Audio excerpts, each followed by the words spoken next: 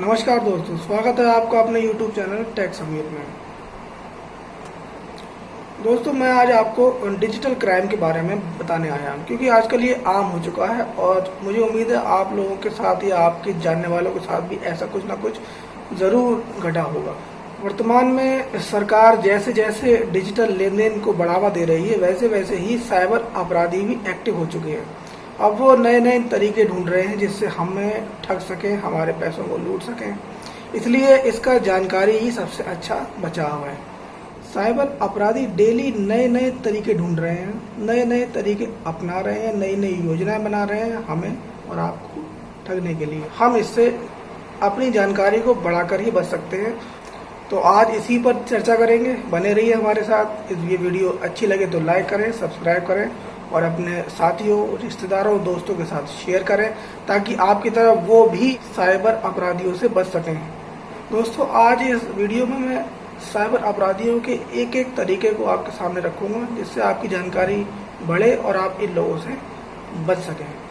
तो इस वीडियो को आप अंत तक देखिए, क्योंकि हो सकता है इनमें से कोई ना कोई तरीका वो आप पर या आपके किसी जानने वालों पर अपनाएं या अपना रहे हों, जिन्हें आप अपनी जानकारी से बचा सकते। इनका पहला और सबसे कॉमन तरीका है, ये आपके लिए कॉल करते हैं और कहते हैं कि आपका एटीएम कार्ड बंद होने वाला है या बंद हो गया है, इसको आप वेरीफाई कराइए ताकि ये चालू रहे।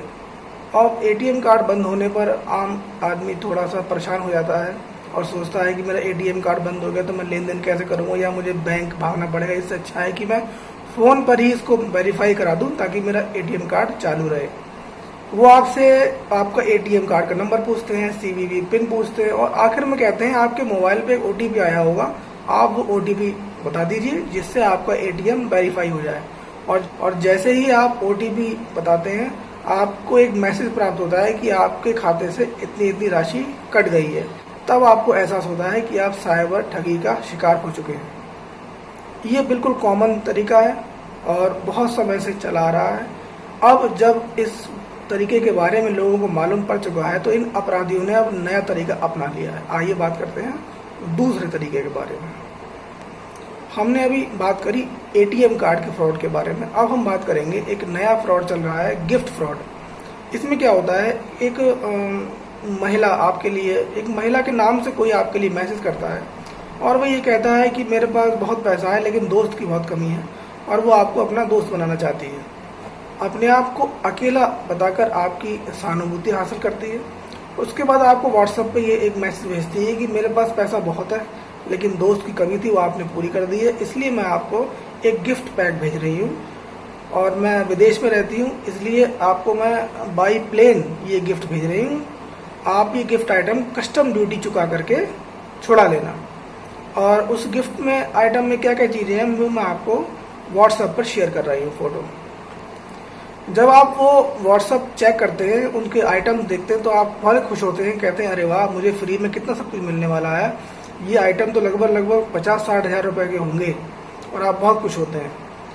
तभी 2 दिन बाद एक कॉल आती है और वो कहते हैं कि मैं कस्टम अधिकारी दिल्ली से बोल रहा हूँ और आपका एक गिफ्ट आया हुआ है, ये आप इसको ले जाइए। तो आप कहते हो मैं तो यहाँ अपने शहर में बैठा हूँ और मैं 2 दिन में दिल्ली कैसे आऊँ।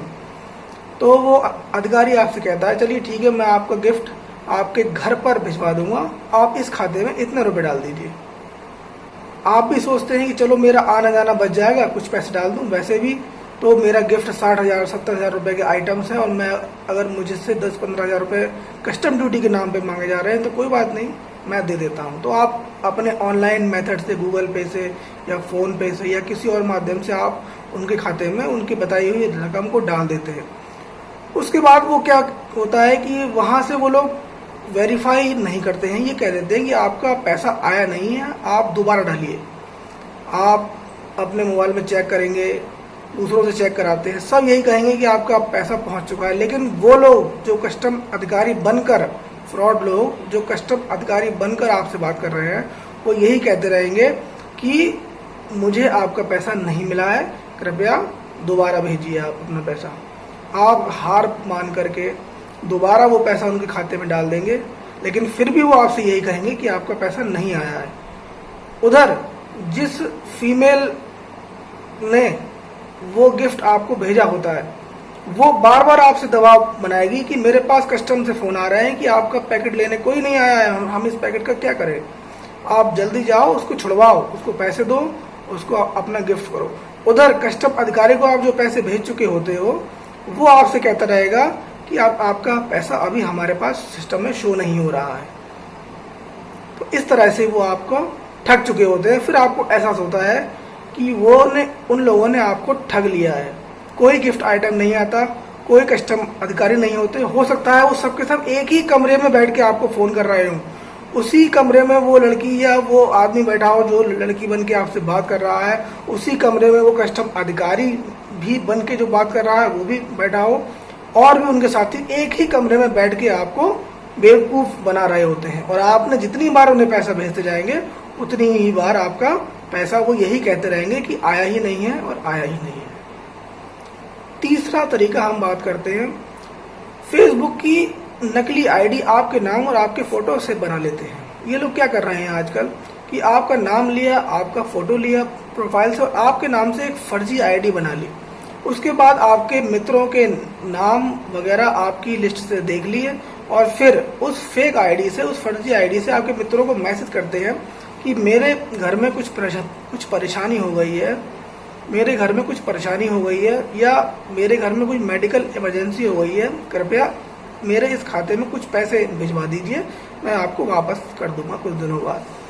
लेकिन जब आप खुद कॉल करके उस शख्स से पूछेंगे तो वो ये कहेगा कि जो असली आईडी वाला होगा वो ये कहेगा कि मैंने तो ऐसा कोई मैसेज डाला ही नहीं है। तो ये फेक आईडी का जो फ्रॉड है ये भी आजकल बहुत चल रहा है। इसलिए अगर कोई भी आपका रिश्तेदार आपको इनबॉक्स में या कैसे भी करके आपसे पैसों की डिमांड करे तो एक बार आप उसे कॉल करके ज़रूर ये पूछ ले कि वास्तव में उन्होंने पैसे मांगे हैं या ऐसा तो नहीं कोई साइबर अपराधी आपको ठगने की कोशिश कर रहा हो। दोस्तों अब बात करते हैं चौथे तरीके की। ये तरीका भी आजकल बहुत चल रहा है। जैसे मान लीजिए आपको अपने घर का कोई सामान OLX या कोई कर पर सेल करना है और आपने फोटो खींच के उसका एक ऐड OLX या कोई कर पर डाल दिया। अब 1 या 2 दिन बाद एक कॉल आती है आपके पास कि आपका वो आइटम मुझे खरीदना है और आपके जो प्राइस है मुझे कुछ ज़्यादा लग रहा है, कुछ कम कर लीजिए। आप उसको 100-200 रुपये कम करके बताते हो और वो आदमी मान जाता है कि मैं आपसे वो प्रोडक्ट, आपका जो आइटम है मैं खरीद लूँगा। अब आप उनसे पूछते हो आप कहाँ से बोल रहे हो, तो वो कहते हैं कि मैं फला सिटी से बोल रहा हूँ। तो आप उनसे कहोगे आप यहाँ कैसे आओगे, आप तो बाहर हो, ये सामान लेने कैसे पहुँचोगे? तो वो ये कहेगा आपसे कि मेरा एक आदमी है जो आपके शहर में ही है और पैसे मैं आपको ऑनलाइन ट्रांसफर कर रहा हूँ और वो आदमी आके आपसे आपका सामान ले जाएगा। आपको इस बात पर कोई आपत्ति हो ही नहीं सकती क्योंकि आप ये सोचते होगे कि मेरे पास तो पैसा आ ही रहा है, जब वो लेने आएगा आदमी मैं उठा के सामान दे दूंगा उसको। तो आप इसके लिए हाँ कर देते हो। फिर वो आपसे कहता है कि आप फोन पे, गूगल पे या पेटीएम कोई ऐप आप चलाते हो। अगर आपके फ़ोन में कुछ ऐप होता है तो आप बोल दोगे हाँ मैं ऐप चलाता हूँ। तो कहेगा ठीक है आप मुझे उस ऐप का नंबर दो और मैं आपको अभी यहाँ से पेमेंट ट्रांसफ़र कर देता हूँ। तो आप खुशी खुशी अपना नंबर उसको दे देते हो। अब होता क्या है, बस यहीं पर थोड़ा सा समझने वाली बात है कि वो क्या करता है, वो पेमेंट सेंड करने की जगह, वो जो फ्रॉड आपको कॉल कर रहा है वो अपने मोबाइल से सेंड करने की जगह वो पेमेंट रिसीव की रिक्वेस्ट आपके ऐप को भेजता है। इस बात को आप समझें कि आप जब पेमेंट अपने मोबाइल से भेजेंगे तो उसको सेंड कहते हैं और जब आप पेमेंट कहीं से लेंगे तो आप रिसीव कहते हैं उसको। तो वो फ्रॉड अपने मोबाइल से पेमेंट रिसीव का एक लिंक आपके ऐप को भेजता है। यानी कि उसका मतलब ये हुआ कि अगर आप अपने ऐप से उस पर क्लिक कर दोगे तो वो पैसा उसके पास पहुंच जाएगा, जबकि वो फोन पे आपसे ये बोलेगा कि आप इस लिंक पे आप क्लिक करो तो आपका पैसा आपके खाते में पहुंच जाएगा। बस यहीं पर बचने वाली चीज है।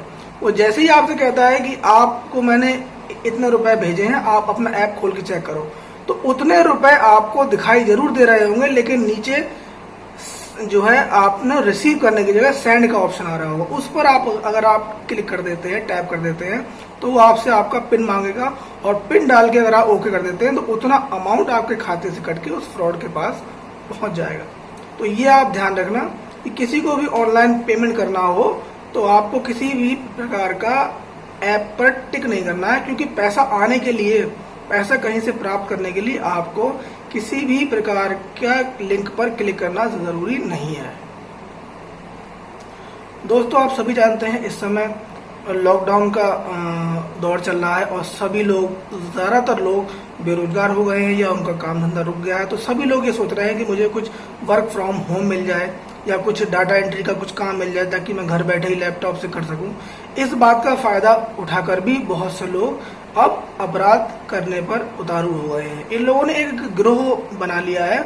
वो गिरोह क्या काम करता है, एक ही कमरे में 3-4 लोग बैठ जाते हैं और देखिए किस तरह से काम करते हैं। पहला आदमी आपके लिए फोन करेगा या मैसेज छोड़ेगा या किसी भी प्रकार से संपर्क करेगा कि आपको डाटा एंट्री की जॉब करनी है या आपने कहीं कोई रिक्वेस्ट डाली हो, तब उसके रिप्लाई में आपको कॉल आएगी। या आपने OLX पे अगर देखा होगा, कहीं डाटा एंट्री जॉब के नाम पर भी एक आपको ऑप्शन मिल जाएगा। अगर उसमें आपने OLX पे इंक्वायरी भर दी कि आपको हाँ डाटा एंट्री की जॉब करनी है, तो वो समझ लीजिए वो साइबर अपराधियों का कॉल आपके पास आएगा ही आएगा, चाहे आप इस बात को आजमा के देख लीजिए। OLX पे अगर आप अपनी इंक्वायरी डाटा एंट्री के लिए डाल देते हैं, तो मैंने भी एक बार डाल दी थी, जो मेरे साथ हुआ है वही मैं आपको बता रहा हूँ। क्या हुआ कि मैंने उसको इंक्वायरी ऐप पे डाल दिया, वहां से कॉल आई मेरे पास कि आप इच्छुक है। मैंने कहा हाँ मैं इच्छुक हूँ। फिर क्या किया उन्होंने, मैंने पूछा इसमें कोई रजिस्ट्रेशन चार्ज तो नहीं। मैंने वो बोले कि नहीं, इसमें कोई रजिस्ट्रेशन चार्ज नहीं है, आपको केवल हमारा काम करके देना है और आपको फिर आपका पेमेंट मिल जाएगा। काम क्या था, उन्होंने कहा हम आपको एक ID और पासवर्ड देंगे वेबसाइट का, और उस ID और पासवर्ड से आप जब वेबसाइट खोलेंगे तो आपको ऊपर जो लिखा होगा अंग्रेजी में वो देख देख के नीचे आपको टाइप करना है, उसके बाद सबमिट कर देना है। और सबमिट करने के बाद आपको 7 दिन का ये काम है और 7 दिन बाद आपको इसका पैसा मिल जाएगा। लेकिन अगर आप ये काम टाइम पे पूरा नहीं कर पाते हैं या इस काम में कुछ गलतियां निकलती हैं या आप इस काम को बीच में छोड़ देते हैं, तो फिर आपको हमारे लिए 15,000 का रजिस्ट्रेशन चार्ज देना पड़ेगा। तो आप सोचते हैं कोई बात नहीं, 7 दिन का टाइम है, खाली बैठा हूँ, आओ मैं कर ही दूंगा। अब आप वो ID और पासवर्ड ले लेते हैं, फिर आपको वो कहते हैं एक कॉन्ट्रैक्ट में भेज रहा हूँ, उस कॉन्ट्रैक्ट पे साइन करके आप भेज दीजिए। फिर वो लोग आपको ऑनलाइन एक कॉन्ट्रैक्ट सेंड करते हैं, आपसे साइन कराते हैं ऑनलाइन, अपना उनका तरीका है साइन कराने का। उसके बाद वो आपको काम दे देते हैं। आप 7 दिन में काम कर रहे हो या नहीं कर रहे हो वो आपसे नहीं पूछते हैं। 7 दिन बाद अगर आप काम पूरा करके सबमिट भी कर देते हो, फिर भी वहां से कॉल आती है कि आपके काम में 80% से ज्यादा गलतियां हैं, इसलिए आपका काम फेल हो गया है और आपको ने जो हमारे और आपके बीच जो कॉन्ट्रैक्ट हुआ है उसके तहत आपको 15,000 रुपए जमा करने हैं और वो 15,000 रुपए आप 3 दिन के अंदर जमा करा दो। आप उनसे कहते हो कि मेरे पास तो इतने पैसे नहीं है, मैं जमा नहीं कराऊंगा, तो फिर वो अपने एक साथी को वकील बना के आपको कॉल कराएंगे और कहेंगे कि मैं फला फला लॉयर बोल रहा हूँ, मैं यहाँ का एडवोकेट बोल रहा हूँ और आपने एक कंपनी के साथ कॉन्ट्रैक्ट तोड़ा है, इसलिए आपके ऊपर हम मुकदमा कायम कर रहे हैं और आपको 3 दिन का टाइम या 4 दिन का टाइम दिया जा रहा है। आप या तो 20,000 रुपये जमा करें या फिर मुकदमे के लिए तैयार रहें। अब आप बड़े परेशान हो जाएंगे, बोल के मैंने कॉन्ट्रैक्ट तो साइन किया था, लेकिन अब जो है मैंने कॉन्ट्रैक्ट टूट गया है मेरा, मैं क्या करूँ। तो आप परेशान ना हो, वो केवल आपको डराने का ही काम करेंगे। हो सकता है वो आपको एक किसी फर्जी वेबसाइट से आपको मैसेज भी कराएं, उसमें लिखा है कि आपकी कोर्ट पे आपके खिलाफ केस हो गया और यही आपको डेट मिली है, इस डेट पे आपको कोर्ट में हाजिर होना है। आप कुछ ना करें, सिंपल उनके सारे नंबर ब्लॉक कर दें, किसी मैसेज किसी मेल पे ध्यान न दें, कुछ नहीं करना है। वो लोग केवल डराएंगे और कुछ नहीं कर पाएंगे आपका। ये फ्रॉड इस समय बहुत चल रहा है क्योंकि ज़्यादातर लोग जो ऑनलाइन काम करने वाले लोग हैं वो सब जो है वर्क फ्रॉम होम ढूंढ रहे हैं, डाटा एंट्री का काम ढूंढ रहे हैं, इसलिए वो बहुत जल्दी डाटा एंट्री का काम का कोई विज्ञापन देखकर उसमें अप्लाई कर देते हैं। मैंने भी कर दिया था और ये सब मेरे साथ भी हुआ। मैंने आपको जो जो आज बातें सब बताई हैं ये सब या तो मेरे साथ या मेरे किसी परिचित के साथ हो चुकी है, लेकिन मैं साइबर क्राइम के प्रति बहुत एक्टिव हूँ, बहुत ज़्यादा ध्यान रखता हूँ, इसलिए मैं हर बार बच गया हूँ। और मैंने ये वीडियो बनाने की इसी वजह से सोची कि अगर हमें सबको इन सब बातों की जानकारी होगी तो जो है हम इस वीडियो के माध्यम से दूसरों को ये जानकारी दे देंगे और वो लोग भी बच जाएंगे। अभी एक लास्ट बात मैं आपको और बताता हूँ, मेरा भी ऑनलाइन का काम है, मैं भी ऑनलाइन कैफे चलाता हूँ। अभी कुछ दिनों पहले एक शख्स मेरे पास आए और उन्होंने मुझसे कहा कि ये एक खाता है, मैं मनी ट्रांसफर का भी काम करता हूँ। तो उन्होंने मुझसे कहा ये खाता नंबर है, ये मैच मेकिंग कंपनी है और इसमें आप जो है 1,000 रुपये ट्रांसफर कर दीजिए। मेरा काम ट्रांसफ़र करने का मैंने लिया और अपने मनी ट्रांसफ़र के पोर्टल से 1000 रुपये ट्रांसफ़र कर दिए और रसीद निकाल के उनको भाई साहब को दे दी। भाई साहब दुकान के बाहर गए, 5 मिनट बाद फिर लौट के आए, बोले इसी खाते में 500 रुपये आप और डाल दीजिए। मैंने कहा कोई बात नहीं, 500 रुपये मैंने जो है अपनी वेबसाइट से फिर ट्रांसफ़र कर दिए।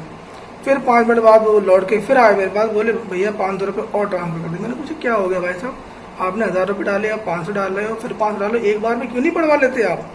तो बोले भाई साहब फ़ोन पे ये मेरी बात चल रही है और पहले ये 1000 रुपये कह रहे थे, फिर 500 और बोले डालो तब मैं आपकी शादी कराऊंगा, फिर बोले 500 और डालो फिर मैं आपकी शादी कराऊंगा। इस तरह से मैं जो है मुझे लग रहा है अब ये कुछ गड़बड़ हो रही है मेरे साथ। तो मैंने उनको राय दी, आप इनको अब जो दे चुके हो वो दे चुके हो, आप इनको पैसा मत दो। लेकिन उन्होंने कहा कि मेरा फिर सारा दिया हुआ पैसा वेस्ट हो जाएगा, मैं एक बार और देता हूँ। मैंने कहा ठीक है आपकी इच्छा है। तो उन्होंने एक बार 500 रुपये और ट्रांसफर करवाया। फिर जो वहाँ लोग बैठे थे उनको ठगने के लिए फिर बोले कि आपके जो है 500 रुपये और डालिए तब आपका काम होगा। तब वो हार गए, बोले अब मैं इनके लिए एक पैसा भी नहीं दूंगा। तो इस तरह से दोस्तों इस समय साइबर क्राइम बहुत तेजी से फैल रहा है।